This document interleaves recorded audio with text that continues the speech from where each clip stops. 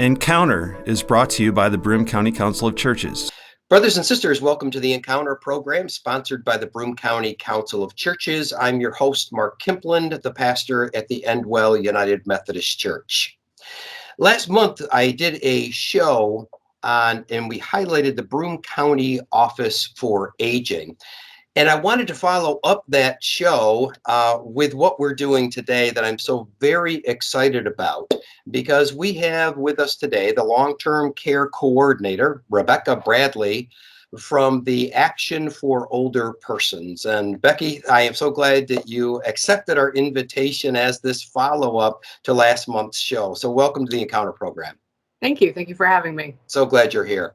Well, let's start here. Let's start with a basic introduction, a little bit about your life and what brings you to this moment in time as you serve on this very important part of four counties, as a matter of fact, of which you're a part of. But what can you tell us a little bit about Rebecca Bradley? Okay. Well, I am born and raised in this area. I don't ever foresee myself leaving. Just always loved being here. It's just kind of who I am. I like having all four seasons, even though some of them drag on a little longer than others. But I went to high school here. I went to college here, and I actually went to college to work in television and radio. And then I took a part-time job at a nursing home. And during that time, I realized this made sense. This demographic made sense to me. And I just completely scrapped any plans that I had for working in television and radio and just kind of went full force into trying to help people of the older population. And I have done that now. I'm 41. And I've been doing it since I was 20. So yeah, it's been a minute. I've been doing it for a little bit. Yeah. I just realized that out loud. So yeah, I mean, I've done a couple different things. I used to run the long-term care Ombudsman program. So I was advocating for people who lived in nursing homes across multiple counties, which is a state program that we have here also at Action for Older Persons. And then I was asked to take over this pilot program that I'm in now, which is the Enhanced Multi-Disciplinary team. And what we look at is abuse and exploitation of people 60 and older.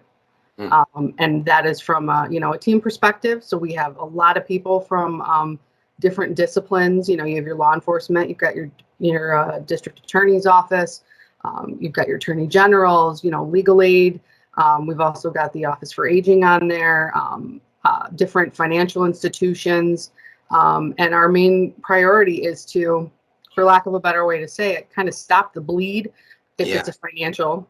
But then also, if it's got coexisting abuses, remove that factor and put in safety precautions and safety plans so that the person isn't just kind of left on a lurch. Because 9 times out of 10, the person that's abusing them tends to be a resource to the victim.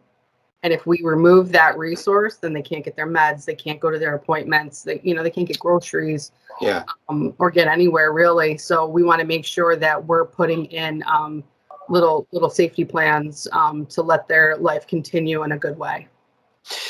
So I find that intriguing, the vastness of what you're talking about, and the importance aspect of what's happening in today's culture and such things, especially when it comes to those that are older. And I remember the 4 hosts of this program got together, and this was really one of the shows we really wanted to do when it came to exploitation and the dangers that our seniors encounter. Can you share with us, without getting too specific in such things, the kind of cases that you're dealing with week to week, day to day, month to month, and such things? For those that may have no idea about what the Action for Older Persons is, are there specifics? You've touched on a little bit, but is there a broader stroke that you can give us about the kind of cases that you deal with? Yeah. So in general, Action for Older Persons is a not-for-profit, and we've been in the area since 1967. And we started out like, I wasn't there, but it was a card table outside of Boscov's trying to help people understand their insurance. Oh, wow. And it's evolved now where we have what we call as the high cap program, which essentially is it's a state federal program, and we help people with their Medicare. And what happens is a lot of people see the things on the TV and the commercials look really, really good. And that's usually how you know that it's not going to work out for you if it sounds really good. So what we do is we're non-biased. We don't get paid for picking a plan with you or anything like that. We just put you in what works, what makes sense for you, and what makes you happy. And then if you have issues down the road with anything else or your circumstances change, you can always re-meet with us. And we do that year round. During open enrollment, we see record numbers. And we've put savings wise millions of dollars back into the pockets of our seniors who don't have a lot of money to begin with. A lot of them are just living off their Social Security, which sounds like, oh, it must be free money, so they must have a lot. Absolutely not. It is not a living wage. Right. And that money goes back into the community, but it also makes sure that they can pay their heat bill and pay, if they need to pay for, certain groceries or anything like that, they're able to take care of that. So it's nice to know that they're able to get that back. We also have something called Icann, which is the Independent Consumer Advocacy Program or Network. And that assists people who are in managed long-term plans, which is a Medicaid program. And it's another form of an ombudsman program. So they advocate for the people with those Medicaid programs to make sure that what they're being told they would get, they will get, or to at least find the compromise if it's not possible. And sometimes it goes down to a fair hearing. And there's been a lot of positive outcomes from that. So it's a very interesting program. So would that include also, when you're talking about the Medicaid assistance that you provide, is to make sure that that's being done the way it ought to be done? Would that help the seniors also in that program find health care or assisted living facilities or rehab facilities and such things also? Or how far does that go then with your assistance with the Medicaid? So what it goes for right now is if someone needs to get it, they'll help them walk through the process of getting evaluated. But it doesn't help them with picking an assisted living or a skilled nursing. That's something that should really be done on a family situation, and also with a medical provider to make sure that you're at the accurate level of care you're looking for. Some people think that the minute mom or dad has a bit of a confusion issue or they're just moving a little slower, they need to go into a nursing home. And nursing homes have their place, and they're there for a reason, because people need the care. But not everybody needs that level of care. And as much independence as you can give somebody is going to make for a better outcome for them in the long run, because emotionally they're going to have their independence, and they're going to know that they were able to do as much as possible for the longest amount of time. And that autonomy from everything else, gives them a sense of purpose, and it will really give them, a better life in their later years. Yeah. Well, I think with the education and the counseling and all of that you folks provide when it comes to Medicare and Medicaid, that is just phenomenal. I did not realize that's what you did. That's what a need that is. Yeah. Let's turn our attention now to, because you had talked about this earlier in our time together, about the exploitation that can take place, easy targets, if you will. What kinds of exploitation do you deal with when it comes to our seniors, the scams that are evident and such things? What do you see? What do you hear? Okay. Well, we're in a generation now where we're trying to encourage our grandparents and our older parents to, get a smartphone and get a tablet, get a laptop, use Alexa, whatever. And that, I'm glad I didn't activate mine. And, just generally, try to be a part of this social animal that we're all living inside of, basically. Sure. But we're always forgetting that there are dangers in all of that. And someone like me encounters it. And so to imagine, as an example, my grandmother, we put her on Facebook so that she could see pictures of my family, of my nephews and everything. And she does. but she doesn't always understand what she's doing on there. Right.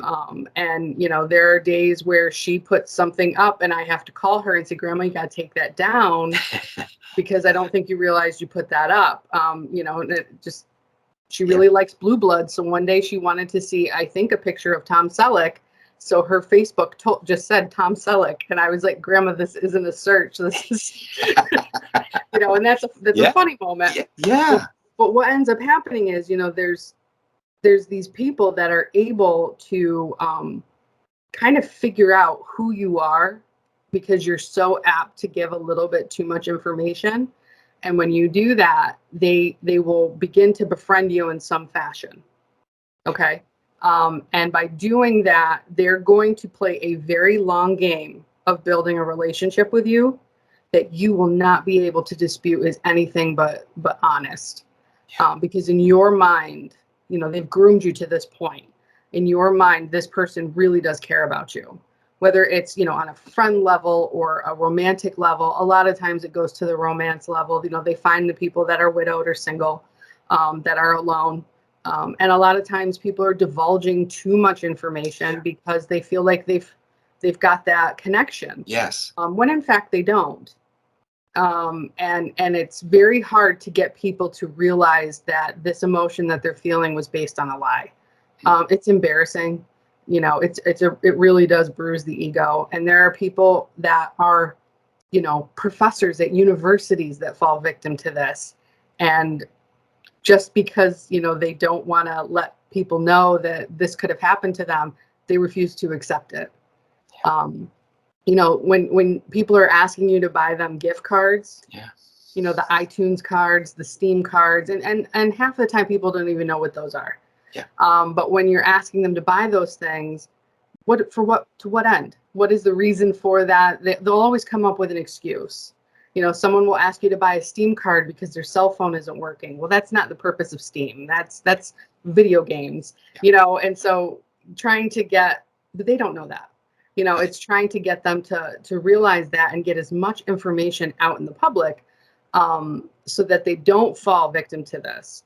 But I mean, as fast as we move on trying to dispel all of these issues that come up, they move faster, and they just because they have nothing else to do all day. This is their thing. I'm going to scam people out of their money and come up with ways and to do it and stay one step ahead. That's what they do morning, noon, and night.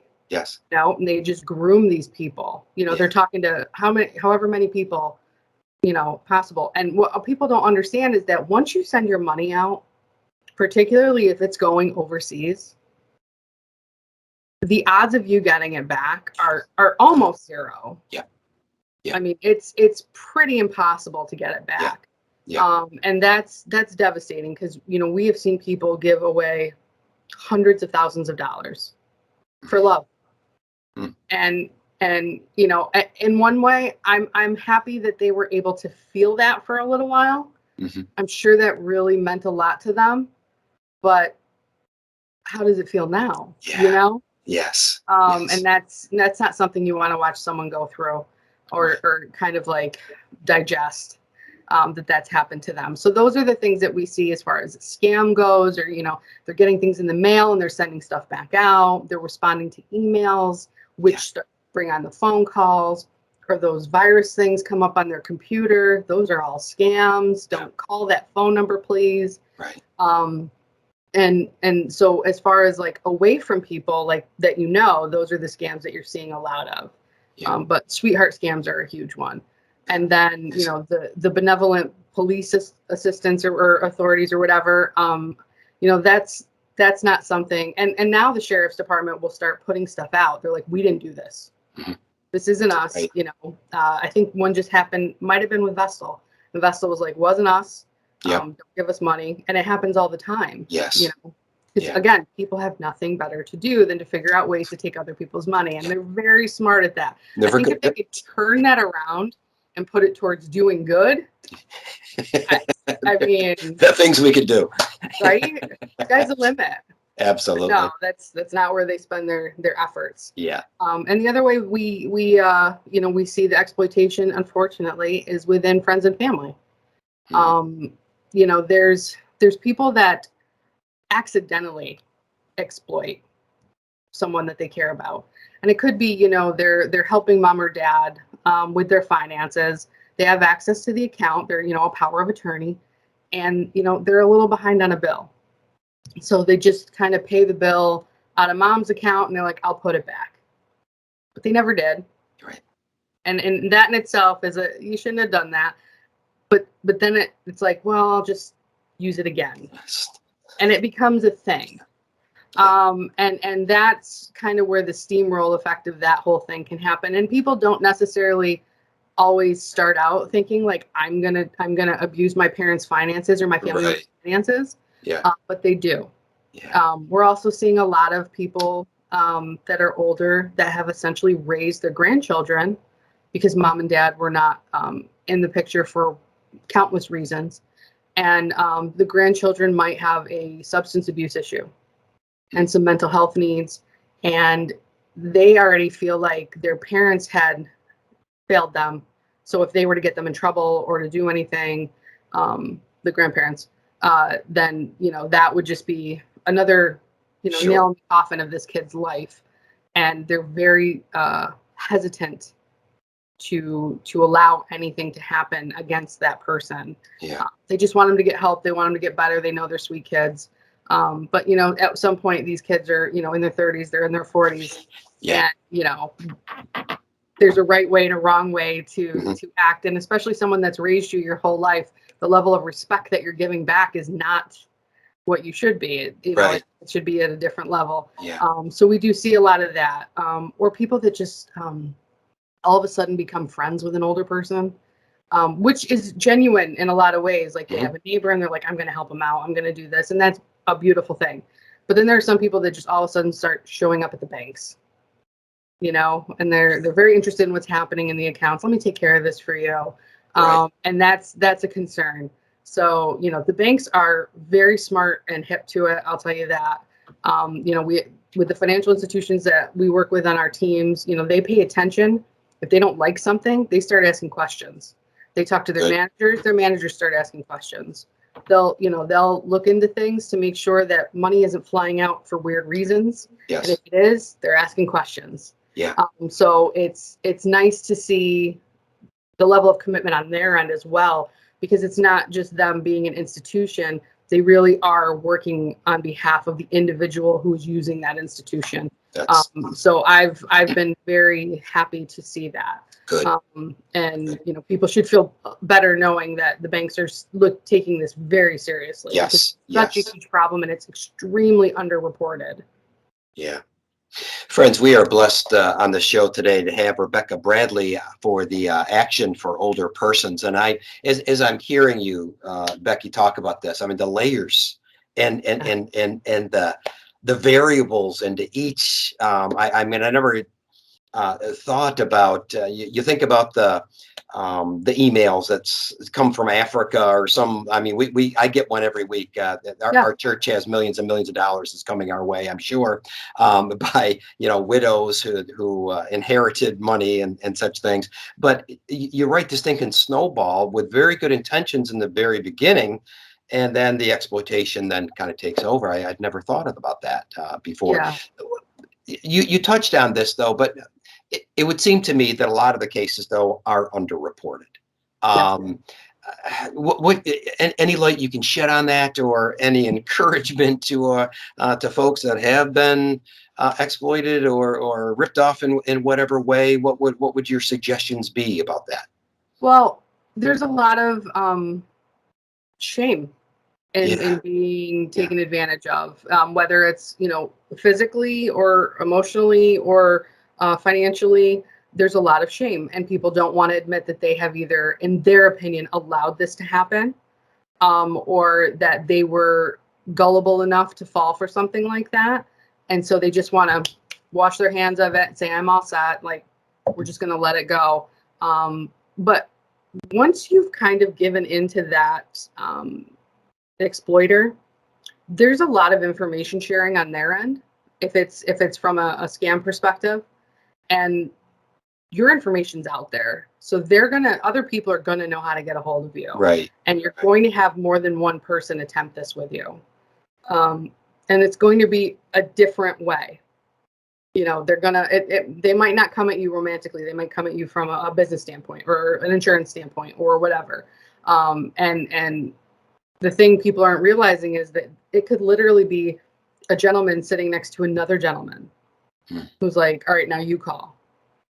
Because there are places like that do exist where they're all just sitting around talking to people that, they're in love with or whatever. And then, when that call ends, on to the next. It's a real creepy Casanova, Yeah. Yeah. So people don't want to admit that they've done this, but they also don't want to get people in trouble. And they don't realize that maybe what's happened is a crime, or refuse to accept that it could have been. So if their kids are the ones or anything like that, they're just, they're like, well, I'm their parent. I should have helped them. Maybe they needed help and I didn't hear it. Instead of seeing but if they needed help and they didn't tell you, they just took it anyways.